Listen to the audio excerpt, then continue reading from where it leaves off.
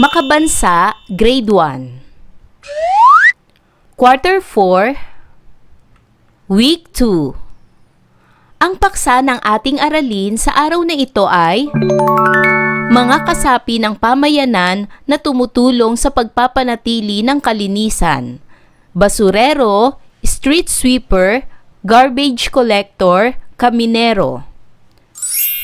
Day 1 to Day 2, matatag curriculum. Hello kids, it's me, Teacher Frel. Don't forget to subscribe, like, and share, and hit the notification bell for the latest video.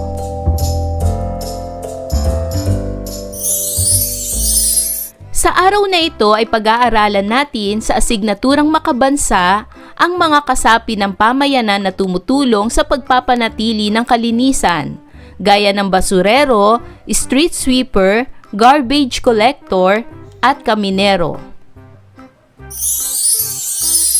Day 1. Mga layunin. Una, natutukoy ang mga kasapi na nagpapanatili sa kalinisan ng pamayanan. At pangalawa, na ilalarawan ang tungkulin na kanilang ginagampanan. Ang nilalaman o paksa ng ating aralin ay mga kasapi ng pamayanan na tumutulong sa pagpapanatili ng kalinisan, gaya ng basurero, street sweeper, garbage collector, at kaminero. Masdan ang larawan ng dalawang pamayanan sa ibaba. Ang pamayanan A at pamayanan B. Anong mapapansin ninyo sa dalawang larawan? Tama! Sa pamayanan A, makikita ang malinis na kapaligiran. Sa pamayanan B naman, makikita ang maruming kapaligiran. Ano sa dalawang pamayanan ang gusto mong tirahan? Sa araw na ito ay tutukuyin natin ang mga kasapi ng pamayanan na nagpapanatili ng kalinisan at ilalarawan natin sila. Basahin ang mga sumusunod na salita at ang kahulugan ng bawat isa. Basura. Ano nga ba ang basura? Ang basura ay anumang bagay na itinapon dahil hindi na gusto o kailangan, lalo na kung maaaring ikarumi ng paligid. Ang mga itinatapon na basura ay mga patapon na bagay tulad ng plastik, papel, bote at tirang pagkain. Kapag hindi wasto ang pagtatapon ng basura, nagdudulot ito ng maruming kapaligiran at pagbaha dahil nababara ang mga kanal at daluyan ng tubig. Sakit. Ano naman ang kahulugan ng sakit? Ang sakit ay hindi pagkabuti ng pakiramdam, gaya ng lagnat, ubo, at pananakit ng ulo. Dahil sa basura, maaaring kumalat ang iba't ibang sakit. Ang naipong basura ay nagiging tirahan ng lamok, langaw at daga na nagdadala ng sakit tulad ng dengue, leptospirosis at pagtatae. Ang maruming paligid ay nakakasama rin sa kalusugan ng tao, lalo na sa mga bata. Recycle. Ano naman ang recycle? Ang recycle ay pagproseso ng mga bagay na itatapon na, ngunit maaari pang gamitin sa ibang paraan. Ang pagre-recycle ay ang muling paggamit o pagproseso ng mga basura tulad ng papel, plastik at bote upang maging kapaki-pakinabang muli. Sa pamamagitan ng pagre-recycle at wastong paghihiwalay ng basura, nababawasan ang tambak ng basura, napapangalagaan ang kalikasan at naiiwasan ang pagkalat ng sakit. Tayo ay magbasa ng isang kwento na may kinalaman sa basura. Makinig ng mabuti sa ating kwentong babasahin. Ang pamagat ng kwento ay Ang Kwento ni Lino at ang Basura. Si Lino ay isang batang mahilig maglaro sa labas ng kanilang bahay. Isang araw, napansin niya na maraming kalat na basura sa kalsada tulad ng plastik, bote at papel. Dahil dito, naging mabaho ang paligid at dumami ang langaw. Ayaw ni Lino na magkasakit ang kanyang mga kaibigan, kaya tinipon niya sila. Tinuruan niya silang magtapon ng basura sa tamang basurahan at maghiwalay ng mga pwedeng i-recycle. Sama-sama nilang nilinis ang paligid. Pagkalipas ng ilang araw, naging malinis at maayos ang kanilang lugar. Mas masaya na muling nakapaglaro ang mga bata. Naintindihan nila na ang tamang pagtatapon ng basura ay mahalaga sa kalusugan at kalinisan ng pamayanan. Ngayon naman ay sagutin ang mga sumusunod na tanong ayon sa ating binasang kwento. Para sa unang katanungan, ano ang napansin ni Lino sa kanilang paligid? Tama! Napansin niya na maraming kalat na basura sa kalsada tulad ng plastik, bote at papel. Pangalawang tanong, ano ang ginawa ni Lino at ng kanyang mga kaibigan tungkol sa basura? Tama!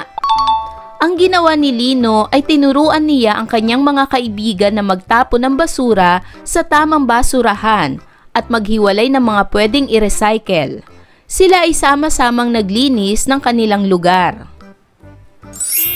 Pangatlo, bakit mahalagang magtapon ng basura sa tamang basurahan? Tama! Mahalagang magtapon ng basura sa tamang basurahan upang mapanatili ang kalinisan ng pamayanan at maiwasan ang sakit na dulot ng maruming lugar. Pang-apat, ano ang mangyayari kung hindi maayos ang pagtatapon ng basura? Tama! Kapag hindi maayos ang pagtatapon ng basura, maaari itong pamahayan ng mga langaw at insektong may dala ng sakit. Maaari rin itong kumalat sa paligid kung itatapon lamang kung saan-saan ang basura. At para naman sa panghuling katanungan, ikaw, paano ka makatutulong sa pagpapanatili ng kalinisan sa inyong paaralan o tahanan? Ngayon ay ating talakayin ang maaaring makatulong sa atin sa pagpapanatili ng kalinisan ng kapaligiran sa pamamagitan ng mga sumusunod na katanungan. Para sa unang katanungan, sino-sino ang makatutulong sa isang pamayanan na panatilihin ang kalinisan nito? Ang makatutulong sa pamayanan sa pagpapanatili ng kalinisan ay ang garbage collector, janitor o tagalinis, Metro Aid o kaminero, at street sweeper.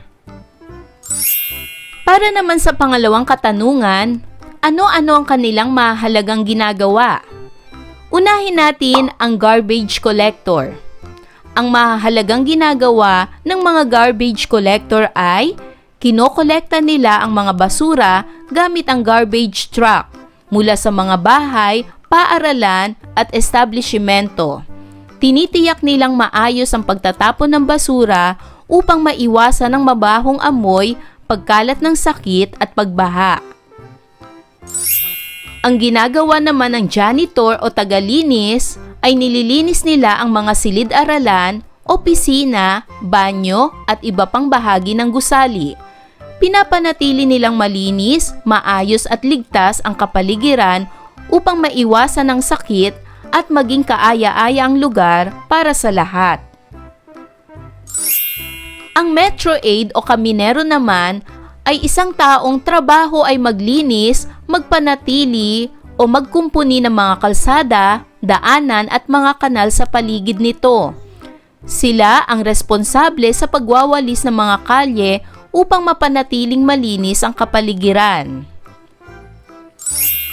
Ang street sweeper naman ay nililinis nila ang mga kalsada at bangketa sa pamamagitan ng pagwawalis at pag-alis ng basura, dahon at putik. Tinutulungan nilang maiwasan ang pagbaha sa pamamagitan ng pagtanggal ng bara sa kanal. Pangatlong katanungan, ano ang maaaring mangyari kung wala sila? Ang maaaring mangyari kung wala sila ay dudumi ang paligid, dadami ang basura, pamamahayan ito ng iba't ibang insektong may dala ng sakit at babaho ang kapaligiran. Magdudulot rin ng pagbaha ang mga basurang naipon sa kapaligiran. At para naman sa pang-apat na katanungan, paano ka makatutulong sa pagpapanatili ng kalinisan ng inyong pamayanan? Muli, ang mga tumutulong sa pamayanan upang panatilihin ang kalinisan ay ang garbage collector, janitor o tagalinis, street sweeper, at metro aid o kaminero.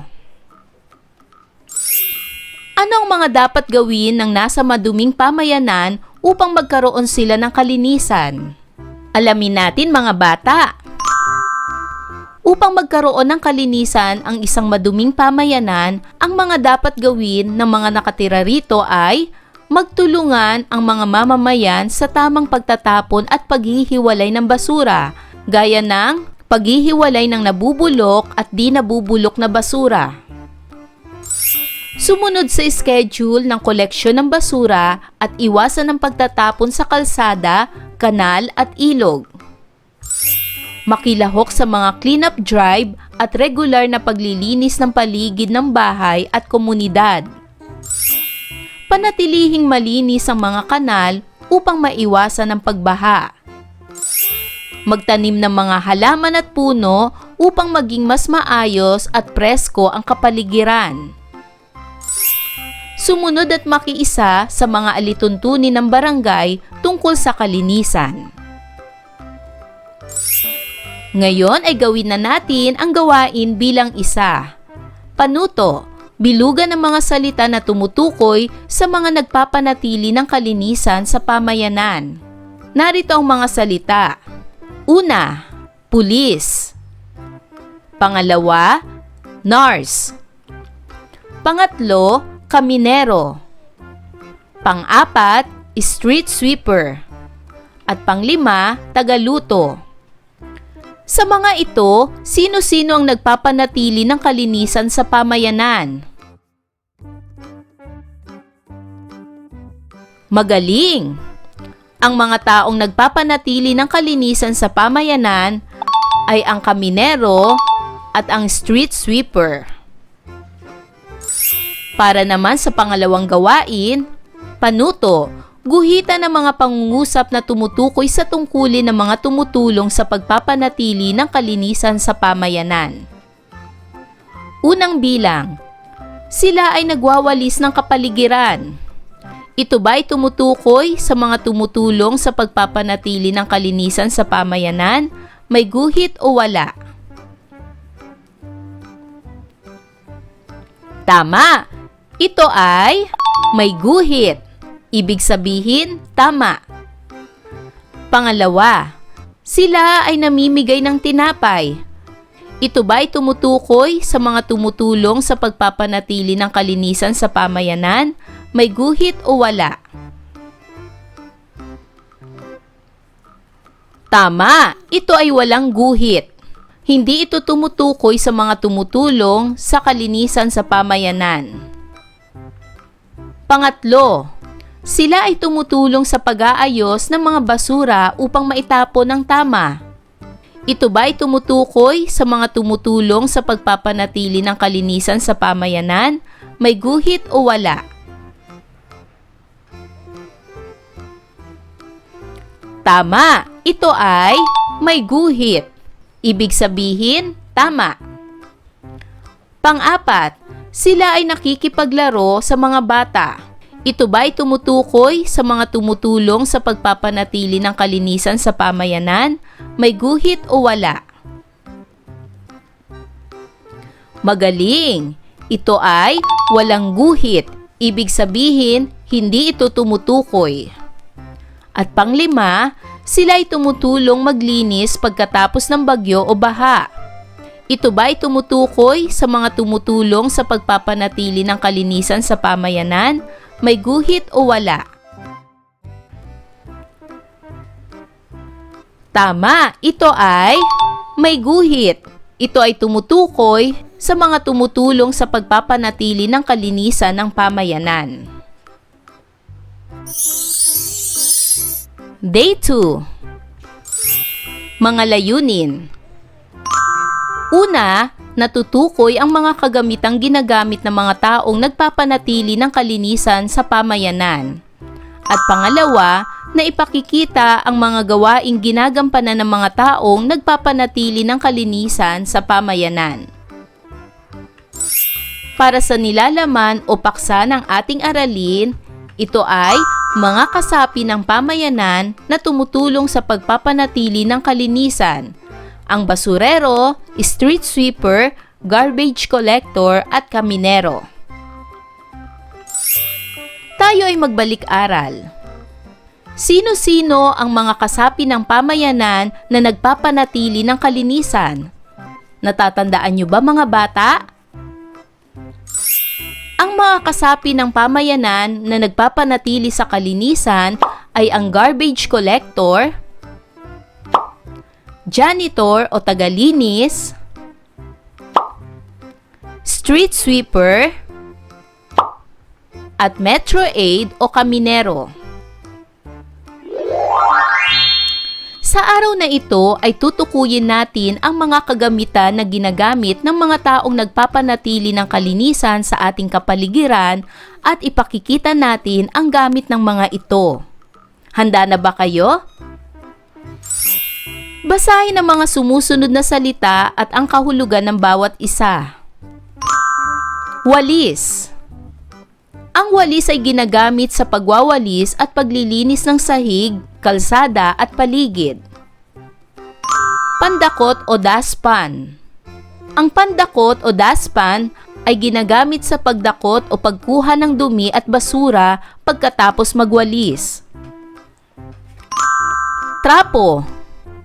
Ang trapo ay ginagamit sa pagpupunas at paglilinis ng mga bagay, halimbawa, paglilinis ng mesa. Sabon. Ang sabon ay ginagamit sa paglilinis upang matanggal ang dumi at mikrobyo. Tubig. Ang tubig ay ginagamit sa paghuhugas at paglilinis ng mga bagay. Sako. Ang sako ay lalagyan ng basura, dahon o iba pang kalat. Pala. Ang pala ay ginagamit sa paghukay, pagsalok ng lupa, buhangin o basura. Gunting o panggupit ng halaman. Ang gunting o panggupit ng halaman ay ginagamit sa paggupit ng mga sanga, pagtrim ng halaman at damo upang maging maayos ang paligid. Ngayon, sagutin ang mga sumusunod na katanungan. Para sa unang katanungan, sino ang gumagamit sa ating pamayanan ng mga kagamitang ipinakita sa larawan? Tama!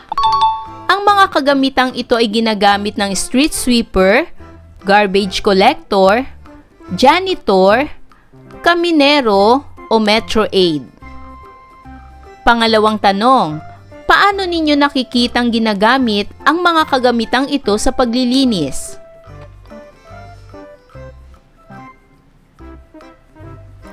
Tama! Nakikita nating ginagamit ng street sweeper ang walis at pandakot sa pagwawalis at pag-ipon ng basura. Ang trapo, sabon at tubig ay ginagamit ng janitor o tagalinis sa pagpupunas at paghuhugas upang matanggal ang dumi at mikrobyo. Ginagamit din niya ang walis at pandakot sa pagwawalis ng sahig. Ang sako ay ginagamit na lalagyan ng basura ng mga street sweeper. habang ang pala ay ginagamit sa pagsalok ng lupa at putik ng mga kaminero. Ang gunting na panggupit ng halaman naman ay ginagamit ng hardinero sa paggupit ng damo at sanga upang maging maayos at malinis ang paligid. Ano ang dapat gawin upang hindi kumalat ang sakit sa iyong pamayanan? Paano ka makatutulong sa pagpapanatili ng kalinisan sa iyong pamayanan? Alamin natin. Upang hindi kumalat ang sakit sa pamayanan, dapat panatilihing malinis ang paligid sa pamamagitan ng tamang pagtatapon at paghihiwalay ng basura. Mahalaga ang palagiang paghuhugas ng kamay gamit ang sabon at tubig, paglilinis ng bahay at paligid, at pag-iwas sa pagtatambak ng basura na maaaring pamahayan ng lamok at daga. Dapat ding panatilihing malinis ang mga kanal at sumunod sa mga alituntunin ng barangay tungkol sa kalinisan at kalusugan. Ngayon ay gawin natin ang gawain bilang isa. Panuto, gumuhit ng isang kagamitan na panglinis na ginagamit ng mga tumutulong sa pagpapanatili ng kalinisan sa pamayanan at punan ang mga patlang sa ibaba. Gumuhit kayo ng isang kagamitan at pagkatapos ay kumpletuhin ang pangungusap sa ibaba. Ito ay isang patlang at ginagamit ito sa patlang. At para naman sa pangalawang gawain, panuto, guhitan ng mga salita sa kahon na walang kaugnayan sa mga kagamitang panglinis. Sa loob ng kahon, mababasa natin ang mga salitang tinapay, kalat, basura, dumi, libro. Ano sa mga salitang ito ang walang kaugnayan sa mga kagamitang panglinis? Tama! Ang mga ito ay tinapay at libro. Walang kaugnayan ito sa mga kagamitang panglinis. Samantalang ang basura, kalat at dumi ay may kaugnayan sa mga kagamitang panlinis. Ayan mga bata, naunawaan niyo ba ang ating aralin sa araw na ito? Kung ganon, magaling! Mga bata, sana'y marami kayong natutunan sa ating aralin. Hanggang sa susunod na video lesson, paalam! Thanks for watching!